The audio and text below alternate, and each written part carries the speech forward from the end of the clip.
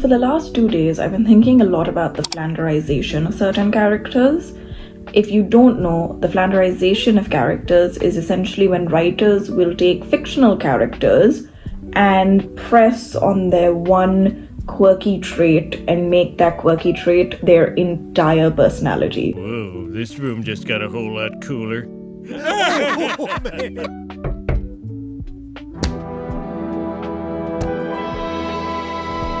Think Ned Flanders, Quagmire. The flanderization of characters actually is quite the insult to long-term fans of a show. And that's because in shows like Family Guy, The Simpsons, Bob's Burgers, any cartoon really, the characters don't age, but you still want to see growth. Many beloved characters fall victim to the flanderization effect. So that had me thinking, what show has actually managed to do it right? And I think one of the best examples of that is actually Bob's Burgers, where we look at the relationship between Linda Belcher and Louise Belcher. First few seasons of Bob's Burgers, where the show is finding its footing, it's trying to understand what kind of message it's putting across. Louise is painted as completely separate from Linda. Mommy's little girl, Dada, and Mama, Dada, Mama, Dada. Louise is painted that she prefers Bob more, and Linda is well aware of this, and everyone is well aware of this, and she's very resistant towards her mother. Her mother embodies things that she just doesn't align with. I just wish you liked me, that's all. But I guess you never will, so go ahead, put me out of my misery. Is this all because you think I don't like you? A lot of resistance is embodied in the relationship. The dynamic is one where Louise is constantly fighting for autonomy, and Linda is constantly fighting to be overbearing, to be not preferred, but I think she did feel hurt that there is some sort of, that she gets along so well with all of her kids, but with Louise, something wasn't clicking. And she sees a lot of herself in Louise as well. So something wasn't clicking for her, and she really wanted to, keep in mind, she just had Jean who is obsessed with her. I love you, Mom. I love you. Does anyone else feel like a third wheel? A little bit. So she's used to a certain type of relationship with her kids.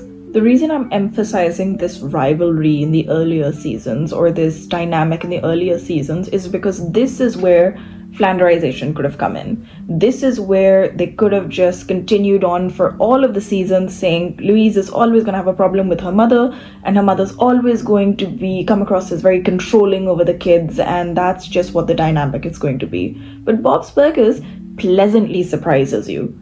It does not go down this route. In fact, for characters that don't age, they are able to give us the growth that we need to see from these characters, and I'll tell you exactly how they do it. From seasons 4 to 6 onwards, we start with the exploration phase, where these two characters need to come to the realization that they're more alike than they think.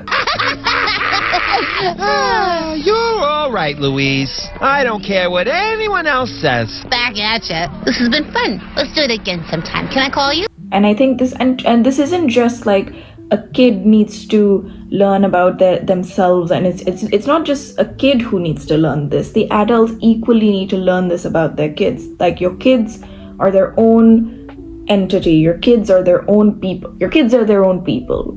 I hope everyone is aware of this, that your kids are their own people. Once someone is a person, they are people. To the boys with the wood in the mouth. Bitch, don't wear no shoes in my house. The color I'm flying in, I never wanna fly again. I take my chance and try.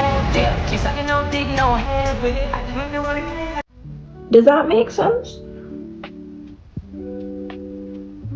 Your kids are not extensions of you. Your kids are their own people. We need to talk.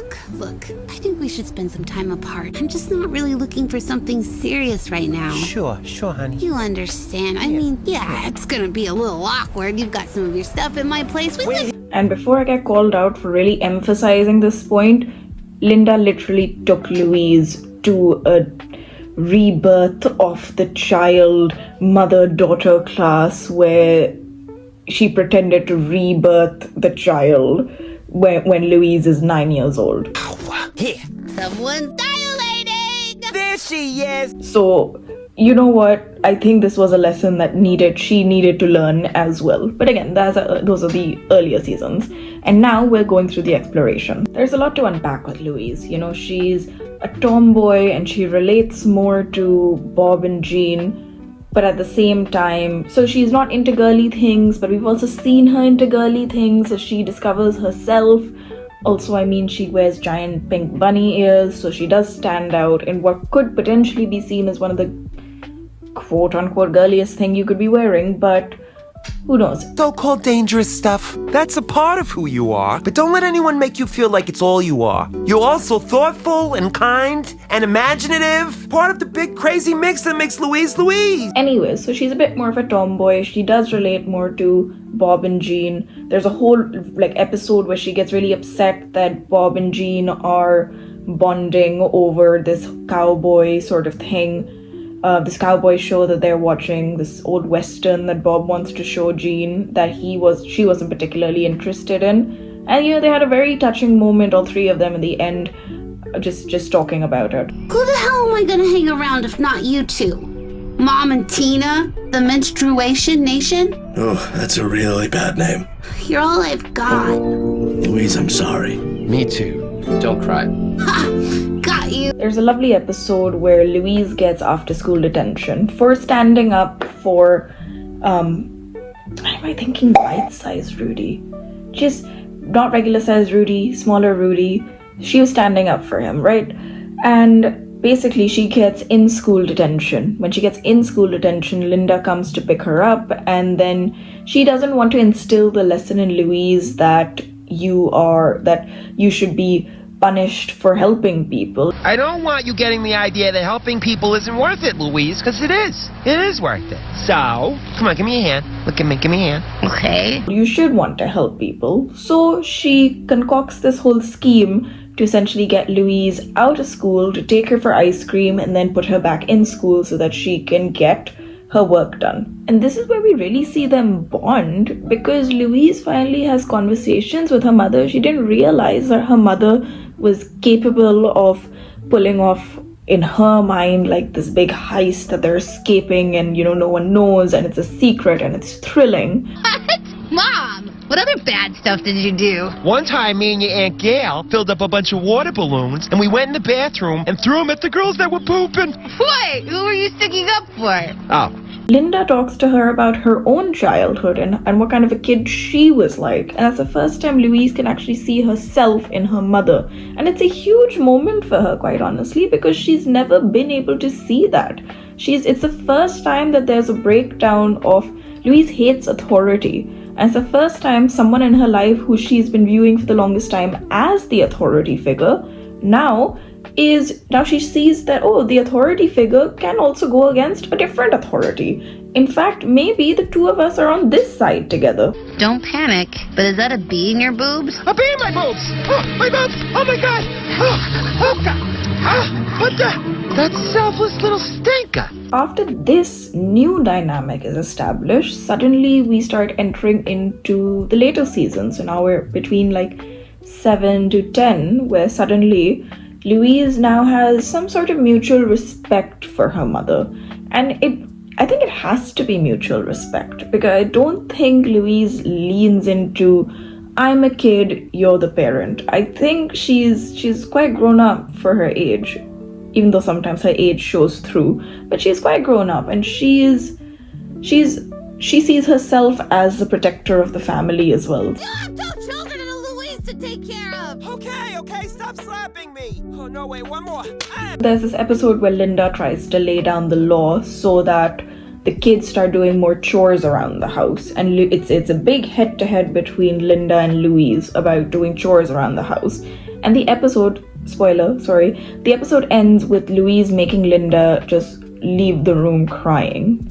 And she doesn't want to make her mother this upset. She doesn't want to make her mother cry.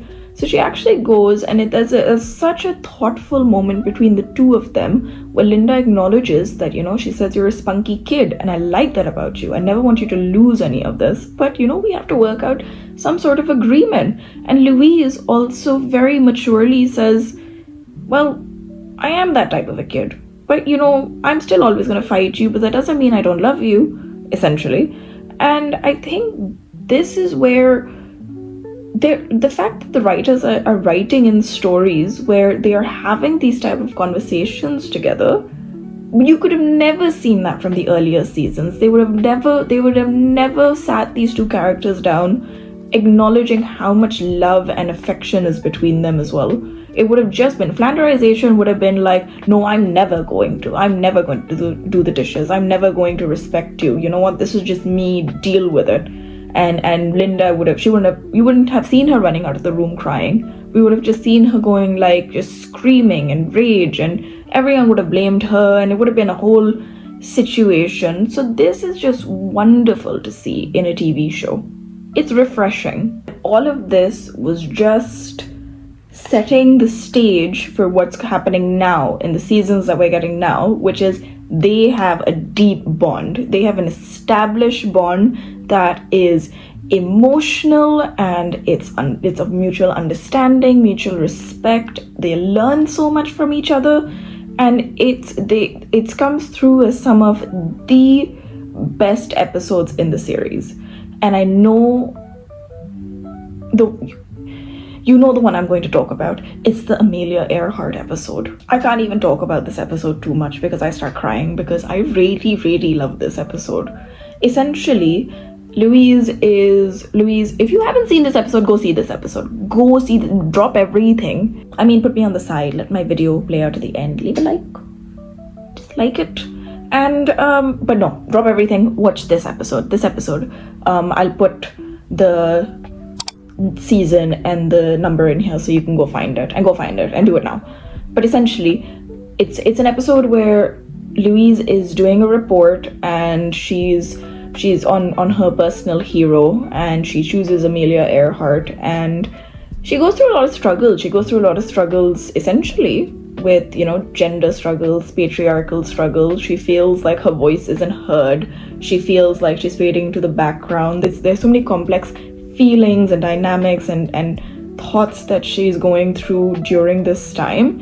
And it's Linda who is the one who gives her the strength and the courage and the speech and the pep talk to make her feel better, to make her understand her place is just correct, being her as she is. Times, yeah, people with louder, deeper voices get heard more, and that's really annoying. But that doesn't make me want to make my voice lower and deeper. That just makes me mad. She even says the greatest gift Amelia Earhart's mother gave her was teaching her how to inspire her girls to understand that you can be however you want in this world. You just need to walk on a path that makes sense for you, and that she will be there every step of the way. And then this dynamic starts running on a loop, and you see so many sweet moments between them where they're constantly learning about each other and from each other. And I think in a pleasant turn of events, Louise starts getting inspired by her mother. Irregular penis face? Mother? Bravo, I love you more now. Thank you. Defensive of her mother.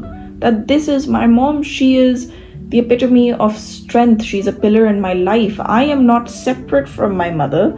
Yes, your kids are their own beings, but my mother is my courage, my strength.